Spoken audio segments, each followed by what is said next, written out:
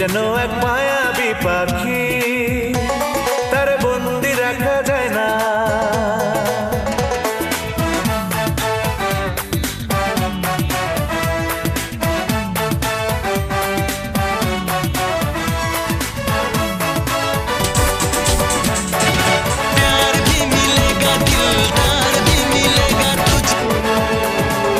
দুঃখ শুধু একটাই, আজ পর্যন্ত মানুষ চিনতে পারলাম না।